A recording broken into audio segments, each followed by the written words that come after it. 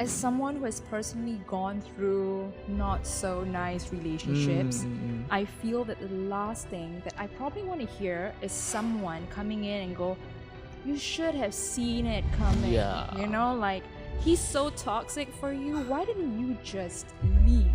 It's just like, imagine telling like a depressed person, oh, just be happy. Yeah, just be happy, right? Think positive Yeah, if thoughts, you're man. anxiety, oh, just calm down, just chill out. Everything's going to be fine. Yeah, it's so invalidating. Exactly, and that's not what people want.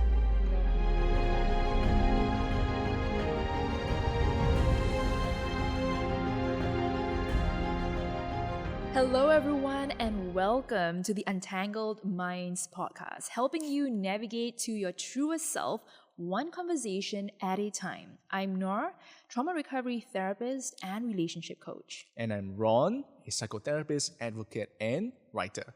So we basically created Untangled Minds as a response to what we kept seeing as therapists and also just as human beings, that there's so many people who are embroiled in their inner chaos and they're overwhelmed by the struggles of life and they're unsure of even where to begin. It's so common, and I think because of that, it leads into this common thread. I think we see a lot as well. This common thread of, those individuals who are silently struggling with this message of, no matter what I do, no matter what I achieve or how much I achieve, I will never feel good enough. It's interesting because this label of I'm not good enough, right? It's something that we want to talk about for the first episode of our podcast. We want to dive right into it. What does it actually mean to not be good enough? Where does that critical inner voice telling us all these things, where does it actually come from? Yeah. I've got a curious question I'd like to pose to you, Ron. And I'm just wondering, in your personal experience, have you, seen yourself get caught in this pattern? This pattern of having to, chase the next thing, one after the other, in order to feel the sense of, I'm good enough. But why do I just feel so bleh? 100%. And I think it's funny because when you posed that question to me, the first thing that I thought about was this whole idea of social media, right? Because we're both on Instagram. Yeah. And I've been on Instagram, I've been a creator for the past 4 or 5 years. And I think especially at the start of it, I was so into it and just engrossed in all of the vanity metrics.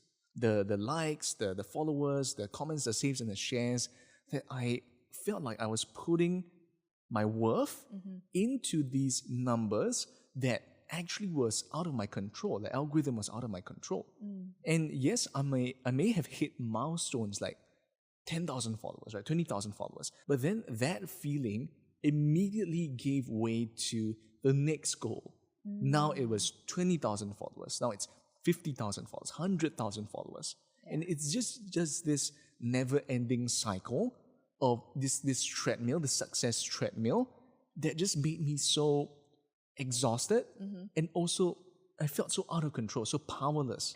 It's the exhaustion. It is this feeling of oh my gosh, I don't have power over my own life. It feels as though social media or whatever it is that you have defined your worth and value on, it feels like that is actually defining you and controlling you, which is so scary. But it's this same effect that's, let's say, in your promotion, right? Or in the salary that you're getting. And I think these are arbitrary metrics or milestones that we attach ourselves to. Yeah. And we can't help it because it's designed this way. So I think on my end, I'll pose the same question to you, Noor. Have you ever felt this way before in anything? Oh, yes. I mean, if I were to look back in my younger years, You're still young, by the way. Yeah. Younger.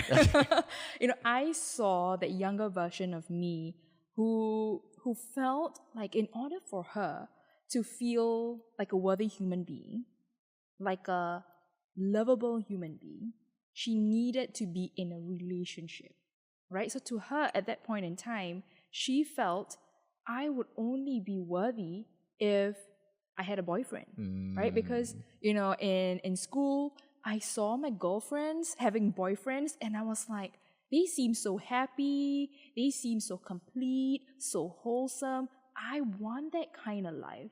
And then when I looked back at my life, single Noor, I was like, it pales in comparison. It feels Right. so sad. And I feel sad for that younger version of Noor who thought that in order for her to be and feel like a somebody, she needed a man in her life. Because you're so desperate to find this person, someone to be with, I think that would lead to even just finding someone that's maybe not right for you, like not a right fit. Oh, yes. Totally. Because I was desperate to just have a guy, right? I was willing to compromise my values. I was willing to overlook, those red flags and go, you know what? There's good in this person. Right? There's hope in this person. I can come in to be this person's rescuer and change him to be a better person. Yeah, I can fix him. I can fix him, right? So that was the role that I took on back then, to be this rescuer. Savior, is it like Savior. Fixer of this person, and turn him into like this good, perfect man or... Absolutely. And the problem with that is that I saw myself staying in relationships that have longed overdue, hoping that, this person would change, hoping that this person would, see me one day and value me as the person that I want to be. I think it reminds me of this post that I actually saw on social media, which is that, when it comes to like red flags, a lot of people say, oh, why did you ignore the red flags? But I think the second part of that post was, instead of saying that and adding on to the shame, it's about asking instead, I can see why you're trying so hard to be loved. Yeah. Right? As someone who has personally gone through not so nice relationships, I feel that the last thing that I probably want to hear is someone coming in and go, you should have seen it coming. Yeah. Like, he's so toxic for you. Why didn't you just leave? Even though logically they know that, okay, this person is not good for me, there are these red flags. Right. It's not easy for them to just, walk away. Yeah, it's just like, imagine telling like a depressed person, oh, just be happy. Yeah, just be happy, right? Think positive thoughts, if you're man. anxiety, just calm down, just chill out. Everything's going to be fine. Yeah, but it's so invalidating. Exactly. And that's not what people want. Nope. I think a few days ago, I actually saw this Instagram story of one of the guy friends that I had in university getting attached. So he had a girlfriend now.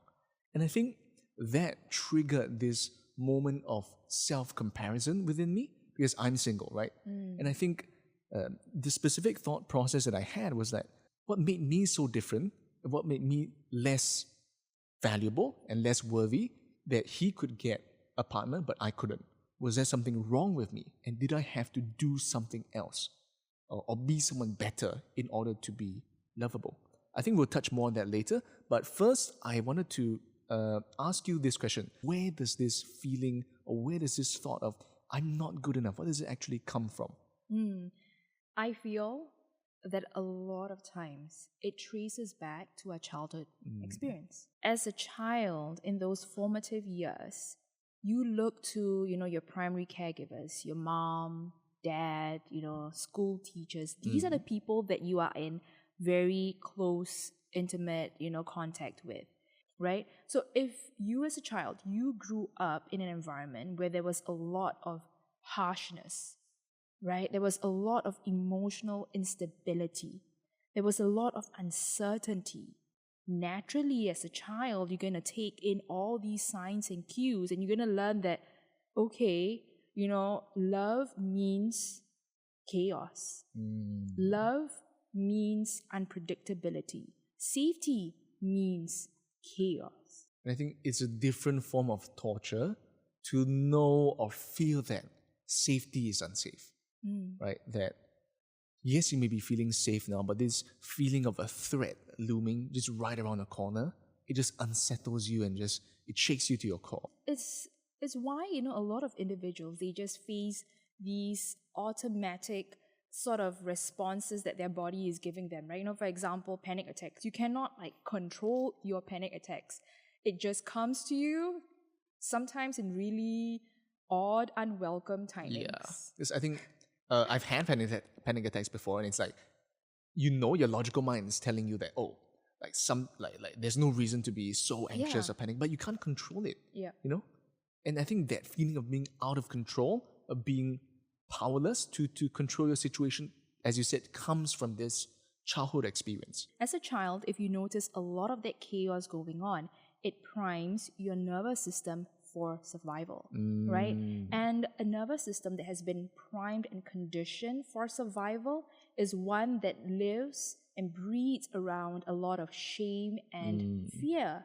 And it's hard for you to be able to see anything beyond pain, right? All you will tend to feel is a lot of hypervigilance, a lot of guardedness, and a lot of contraction. So that's what happens, when you have experienced childhood trauma, be it emotional neglect, physical abuse, whatever it is, it creates this part inside your body that feels as though it is not safe. And even if, as an adult, right now, you may be in a safer environment.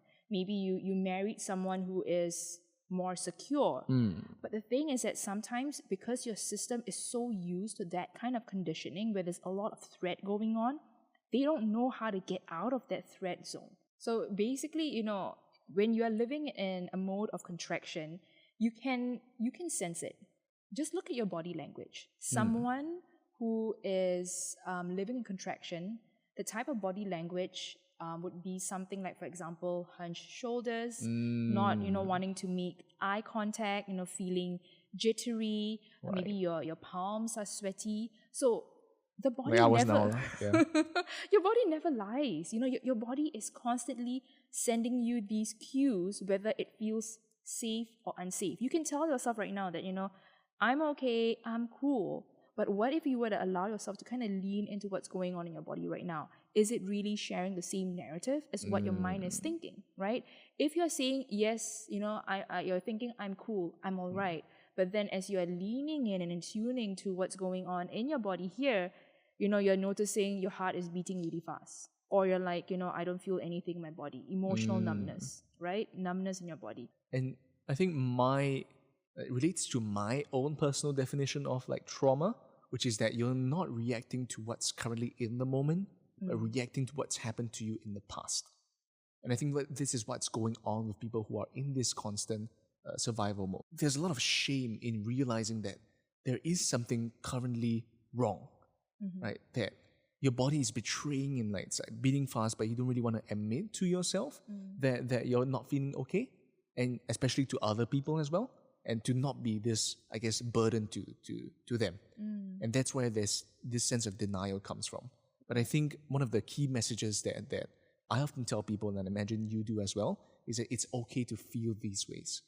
It's okay to feel anxious or shame or guilty and all of these emotions, because they're all a part of the human experience. Exactly. I feel like, emotions, it's not good, bad, or bad, right? Negative or positive. They're just like these neutral messengers on the inside that's carrying, these messages to you to deliver something, to let you know something in that interaction, something that in that experience is basically providing you feedback, right? And feedback is important for us to gain that information in order to know what to do with our life right now. Do we stay the same, or do we pivot? Do we adjust, right? So in order for us to know what is our next step and move, we need to work with feedback. And these emotions, these sensations that's coming up to us right now, these are all feedback that we have to learn the skill of knowing how to relate to, our body, how to relate to our emotions. Right. And we have to do this and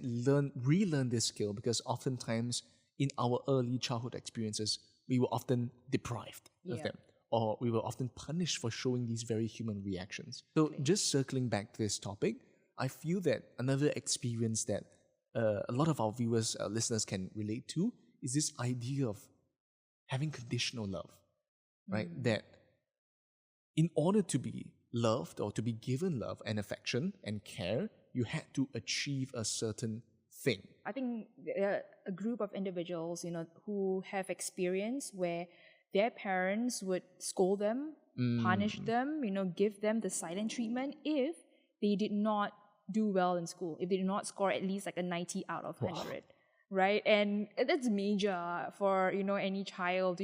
Imagine knowing this expectation from your parents that, okay, I'm supposed to score at least a 90. If not, I'm going to get the silent treatment from my dad. And then, you come home with the report card in your hand. You're like, I'm going to get it from mom and dad. Right. Dad's going to be all angry. He's going to scold me. He's not going to talk to me. For a child, right, whose brain has not fully developed and formed, it's very intimidating, right? So instead, usually in a child's mind, as you're seeing all of that unraveling right in front of you, instead of seeing that and go, okay, their anger is just a projection of their unresolved stuff. It's got nothing to do with me. It's got nothing to do with my value, right? Exactly. Instead of going that sort of approach, you go, there's something wrong with me. With who I am. Yeah, like right? I am flawed. I am a broken person. So that's why, my father is angry with me. That's why my dad refused to talk to me when I did not live up to his expectations. I see. And I think this idea of conditional love conditions us to feel that we are only worthy or lovable when we do a certain thing. In terms of like our life as adults, it could be I can only be lovable if I get this certain person to love me, or if I only get that promotion, or like if I do well in this presentation. Like what I said just now, we're not reacting to what's happening in the present, but what we're reacting to is something that happened to us in the past. Absolutely. And I think that's one of the reasons why a lot of individuals also struggle with perfectionism, right? Because it deals with, so essentially perfectionism is one of the many protective coping mechanisms that we have developed as a child in order to cope with the pain of not having control. Because you lack this sense of control, and this is something that happens first as a child, then now as an adult, that in order to give yourself this certainty, this control that you lacked all throughout your growing years, you gave yourself these unreachable perfectionistic standards that you are unable to reach. And you're doing it as kind of this excuse to beat yourself up and to confirm this belief of what you've been told by the people around you and also yourself, that you're good for nothing, that you are fundamentally incompetent. But that's just this unique form of torture because you're giving yourself standards that you are unable to meet. And so I think we've talked a lot about the symptoms and the origins of this specific belief, but what I want us to kind of hit towards now as part of our discussion is this idea of how do we even begin the act of healing. Yeah, I would say begin with your environment, right? Audit your environment.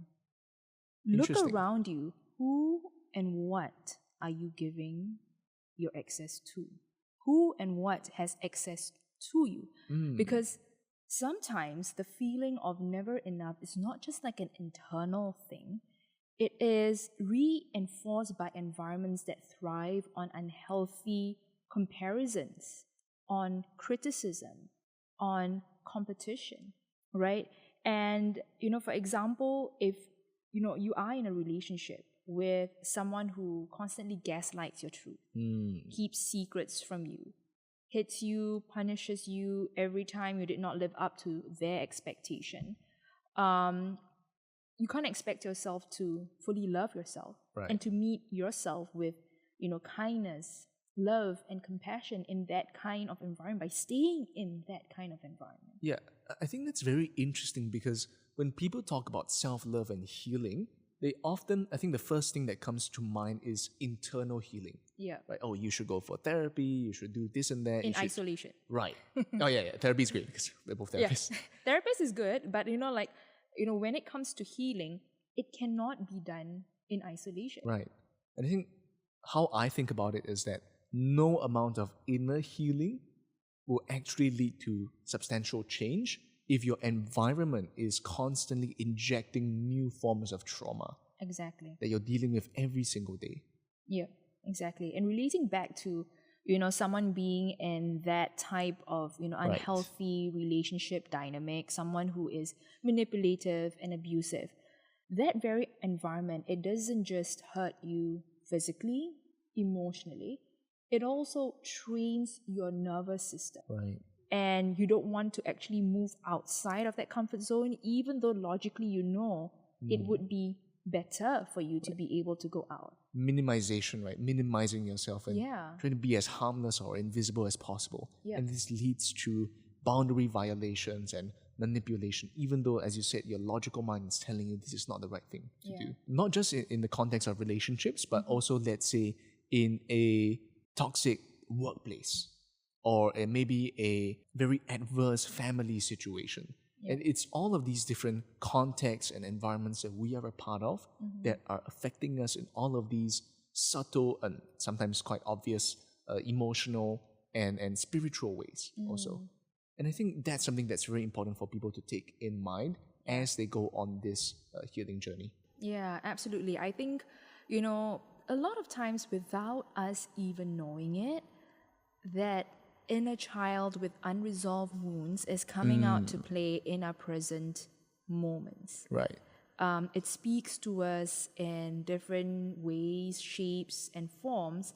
And I think it is important for us to be able to know how this wounded inner child in us comes out to us and how do we speak to it as well. Right. But just for the listeners who are maybe in restrictive family environments, can you speak a little bit on how to make things a little bit better for themselves despite being in this environment? Yeah, absolutely. I think one of the things to possibly explore is to be aware on how that environment is actually triggering you, right? Because, after being in that environment for a long time, it feels as though it's like a norm. Right? You can't really differentiate after a while. Your body can't really differentiate between what is safe and what is chaos. So I feel like the foundation of change and healing for these wounds is to be able to be aware and to be able to witness whenever these triggers come up, when they feel uncomfortable, when they feel violated, even though you are not able to get that form of like respect and cooperation from your family members, because that is out of your control, out of your locus of control. But what you can work on and what is within your locus of control is how you look within and to witness these wounds, these triggers as they come up to you. Right. Yeah, and I think on my end also, on this whole aspect of recognizing what's within your control and accepting what's not, something that you can do, and I have done, is to carve out a little small space that's safe for you, a safe space within your house.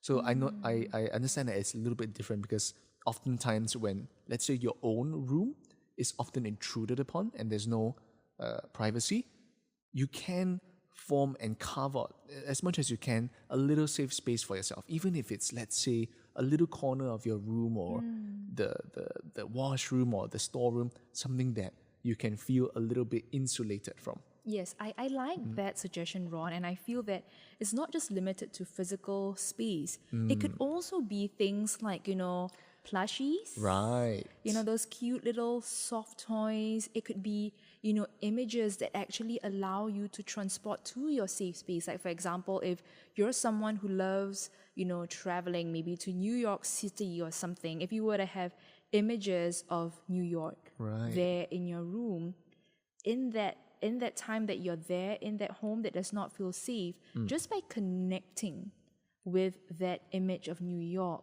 it can bring some level of relief to your body, and to provide and regain back that sense of safety and control. Right. Yeah. So I think this is one way to go about it, which is to audit your environment. I think that's a very powerful way. I'm just wondering if there's something else that people can do, something maybe a bit more internal. Another thing that I would like to, invite for the audience, the listeners to actually explore, is to be able to re-look at your definition of good enough. What does that even mean? And who have you been allowing to define that for you? Right? And I want you to think about it this way. each and every one of us, we have this internal script. It's a script that is invisible, but it is an automatic, persistent script narrative that's running at the background that is actually controlling how we go about, viewing ourselves and the world that we actually live in. So, this particular script is something that tells us, what it means to, and what we need to do in order to be accepted, to be loved, to be seen, and to feel good enough. A lot of times, this script is not even written by us.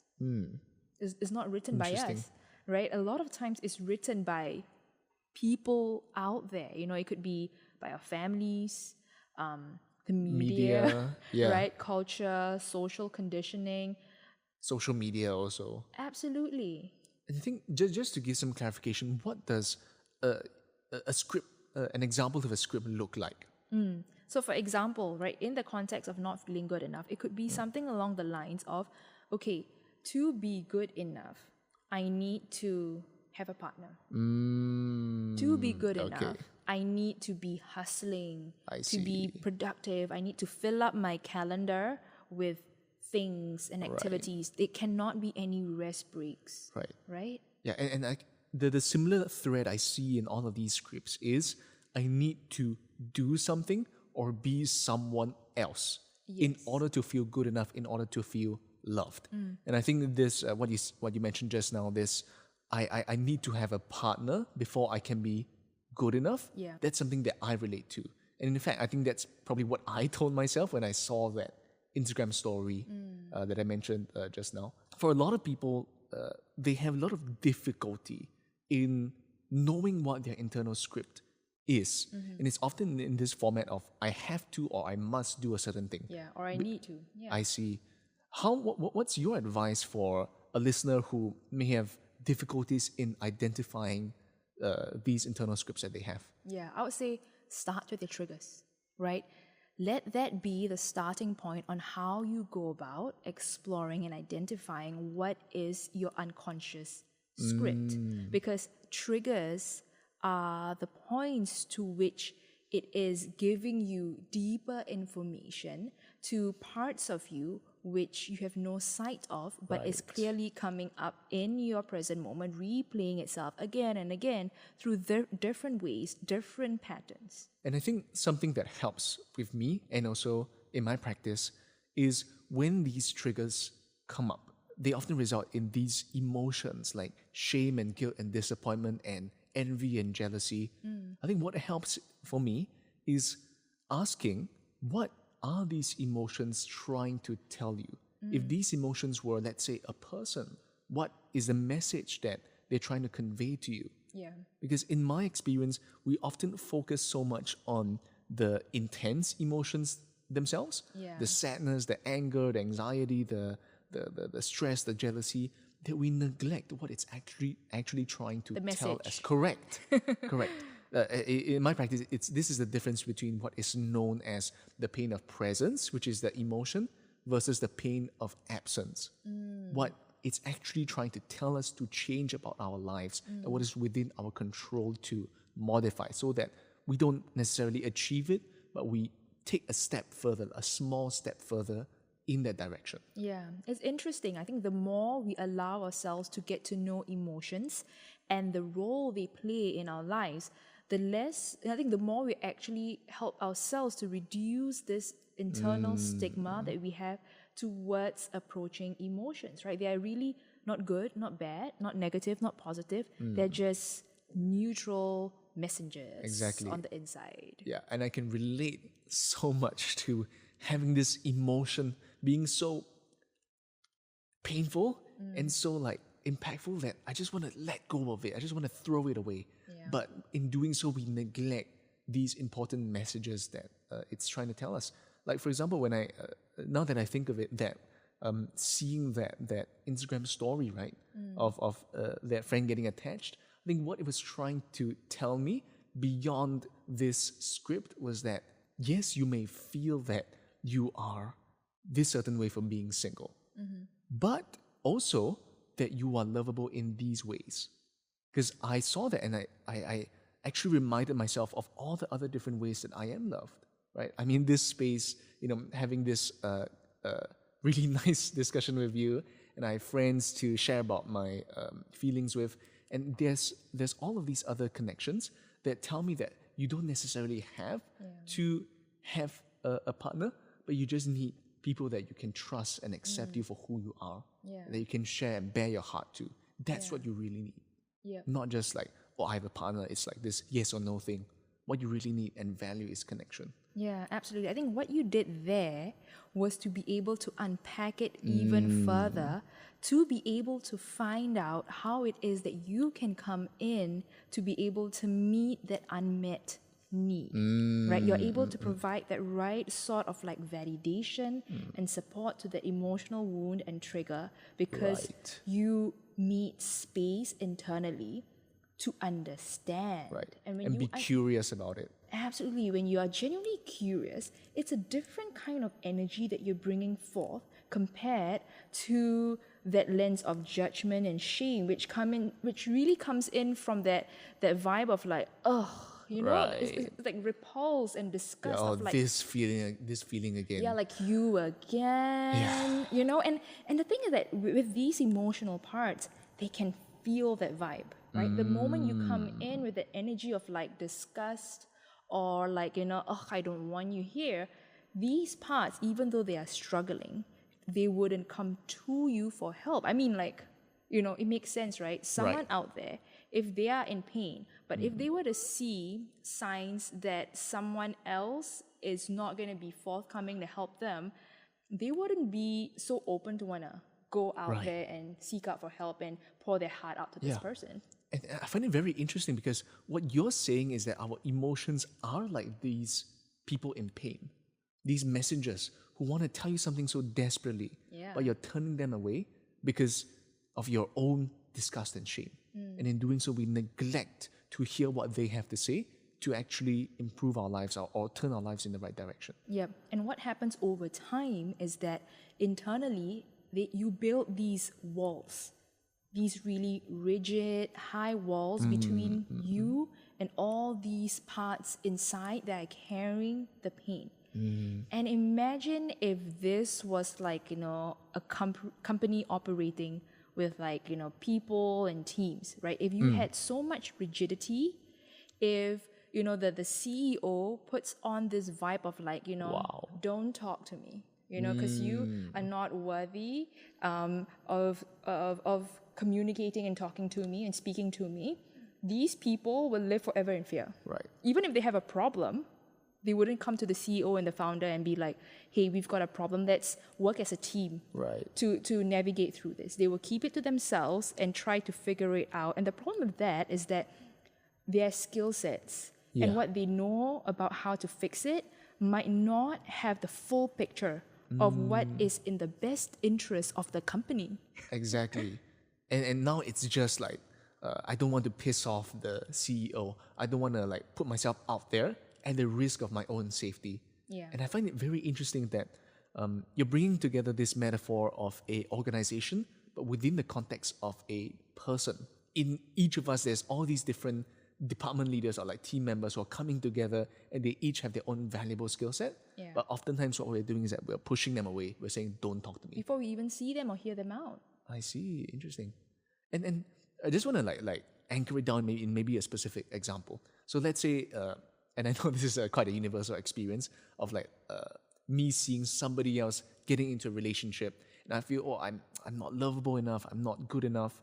And what kinds of team members and systems are there at play for me and how do I approach them?